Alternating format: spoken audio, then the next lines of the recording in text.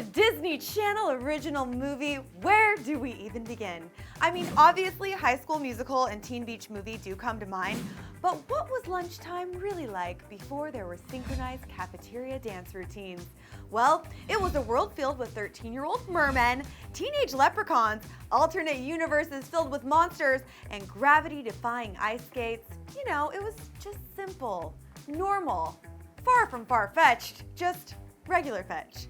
So, in honor of this fetch collection of cinematic masterpieces, please join me on the nostalgia train down memory lane as we count down the top 9 classic DCOMs that ruled our world before 2003.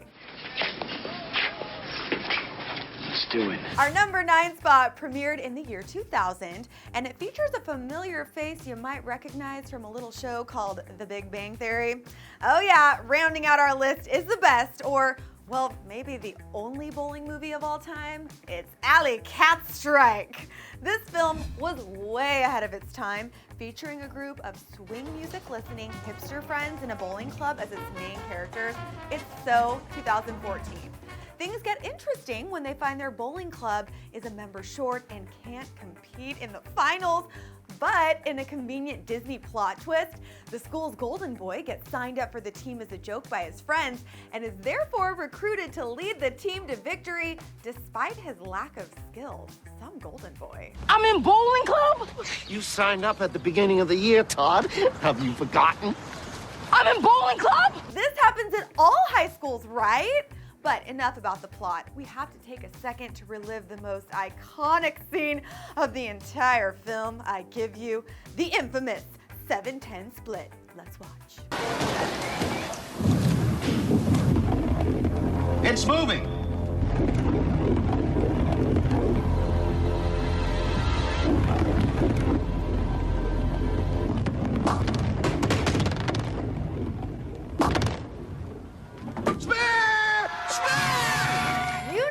Tried it. I know I tried it. We have all tried it, and we've all felt the disappointment. False hope count from Disney, 1. Next up at number 8, we have got a far more serious piece.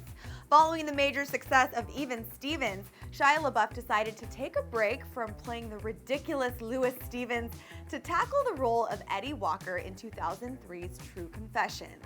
The film follows Eddie and his sister True as she documents the family's struggle with Eddie's mental disability in a video project. It's a very YouTube vlogger of you, True, so ahead of your time.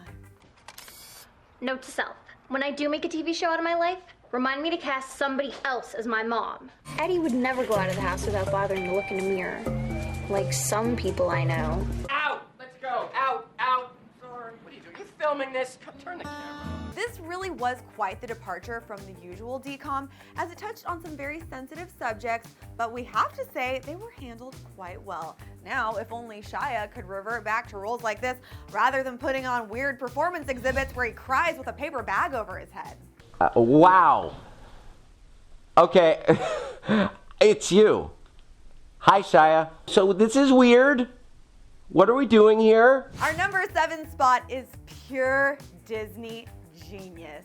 No, seriously. Number 7 goes to the movie Genius. The film followed 13-year-old physics whiz kid Charlie Boyle, whose intelligence hasn't exactly gotten him the social life he craves. But when he meets the daughter of the college hockey team coach, Emmy Rossum, anyone? Charlie sees this as an opportunity to reinvent himself as the bad boy he wishes he was, Chaz Anthony. And yes, that is the name he chose. Anyway, somehow Charlie was able to enroll himself in the local high school without his parents' knowledge, standard felony genius activity, while simultaneously working with a college scientist researching how to defy gravity on Earth. But what we really took away from this movie was that it could be possible to defy gravity. It's the electricity! We must reverse the charge of the graviton!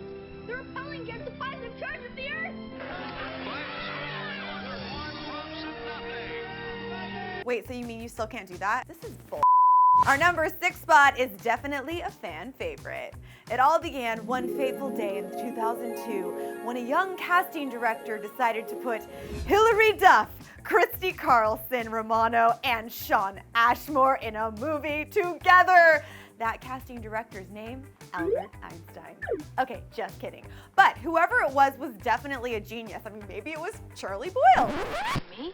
Anyway, number 6 goes to Cadet Kelly, the G-rated military version of Legally Blonde.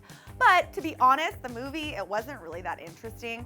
Long story short here, Hilary Duff's character gets sent off to military school after her mom marries an army lieutenant. But spoiler alert, she's not really cut out for the armed forces. You are an embarrassment. Squad, your platoon. I can't even. Oh, what are you doing? Keep moving. But despite her unique attributes, she is able to overcome obstacles, like literally. Learn how to successfully twirl a fake gun around, and then of course the movie ends with this epic, awkward routine. We have a lot of ground to make up because of you. It's a good thing we're excellent at this. Attend, hut! Let's do it.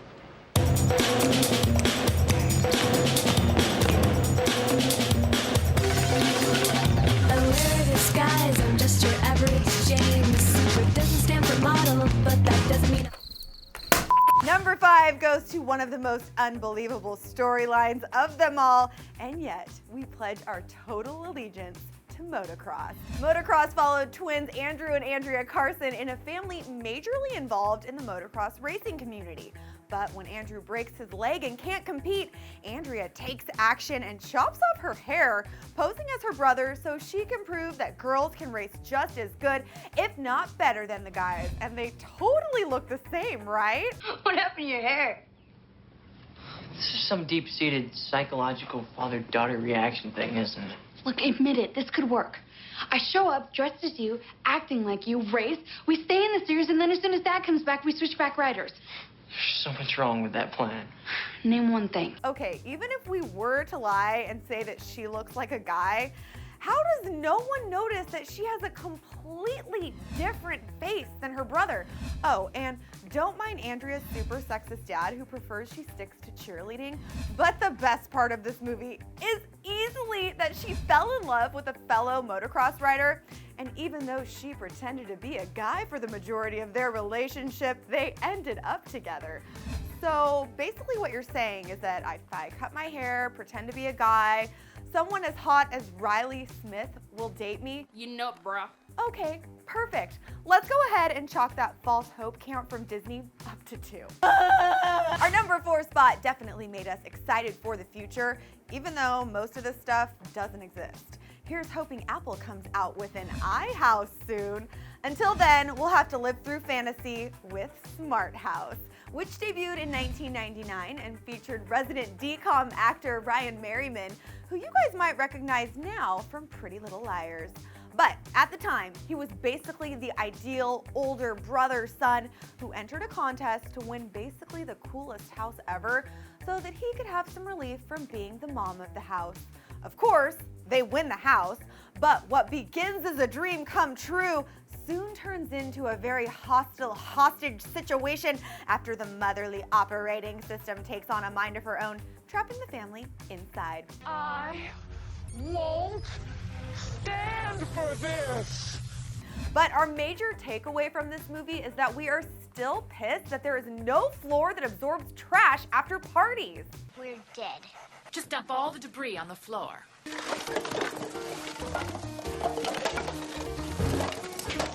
Floor absorbers activated.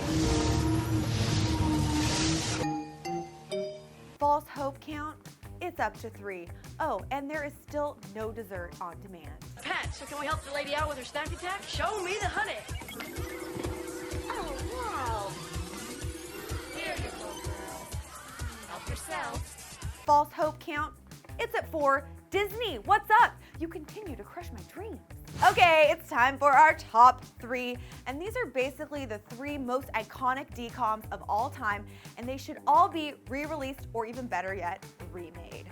Number 3 goes to the one and only Johnny Tsunami. who could forget the surf-loving, pineapple-eating Hawaiian boy forced to move to the snow-loving, syrup-eating Vermont, where he develops a love of snowboarding despite the fact that it's frowned upon by the skiers at his ultra-preppy school. And P.S., it also featured the famous Jet Jackson and our girl Kirsten Storms from Xenon.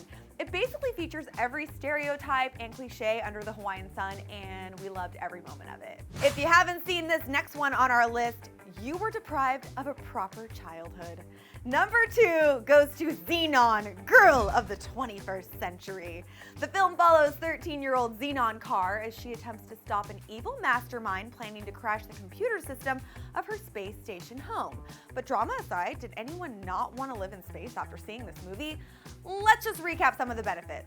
Space homes, smart cars, hologram teachers, private space concerts, these totally sweet outfits that would be perfect for a rave, and the invention of this phrase, which I'm not gonna lie, I definitely thought said something else. Cetus Lapidus! Cetus Lapidus! Cetus Lapidus! Cetus Lapidus! Cetus Lapidus, Greg. Cetus Lapidus! Cetus Lapidus! Cetus Lapidus! And can we all just agree right now that if this movie came out today, Protozoa would be a huge hit, and Zoom Zoom Zoom would totally be on the iTunes top 10. Make my heart go, my supernova girl. Make my heart go, my supernova girl. P.S. in case you were wondering, this is what he looks like now. So Xenon brings us up to like 5 counts of false hope, because although we're not yet at the film's year of 2040, I'm still annoyed that we have yet to find a way to casually visit space, much less live there like a girl of the 21st century should. Now, before we get to our top spot, there are a few DCOMs that didn't make our list that still deserve some honorable mention.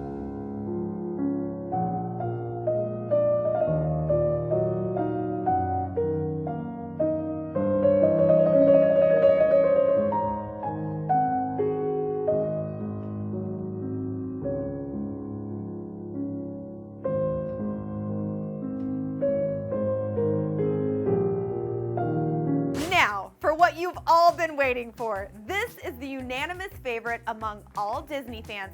Our number 1 spot goes to Brink. The feel-good skate movie featured a group of friends that call themselves soul skaters. Let's go show them what soul skating's all about. But when their leader Andy Brinker needs money to help his family, will he compromise his soul skating morals for some extra cash? Duh. But then obviously he realizes it was a terrible decision, then rejoins his friends to go up against Team X-Blades, the elite sponsored team full of complete assholes. In fact, I think it's safe to say that Val was one of the best DCOM villains to date. I mean, let's just take a look at some of his best lines. Hey, I asked you something. Do you think I'm a jerk? Well, if you don't mind coming back from Fantasyland for a minute.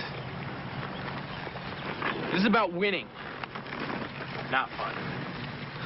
Besides, I thought you were, what do you guys call that? Old soul skater. Oh. So how about you turn around and soul skate on that air? Hashtag Team Puppin Suds for life. Anyway, everybody, that wraps up our countdown of the 9 best ever DCOMs from before 2003. So did your favorite Disney classic make the list? Remember, guys, this list is solely ranking the really OG DCOMs that helped pave the way for future made-for-television movies like our newer faves, High School Musical and Camp Rock. But we want to hear from you, so let us know what your ranking would be in the comment section below. And while you're around, why not click right on over here to see 3 of our favorite Disney transformations by Zac Efron, Justin Timberlake, and Shia LaBeouf. I'm Jocelyn Davis. Thanks for tuning in.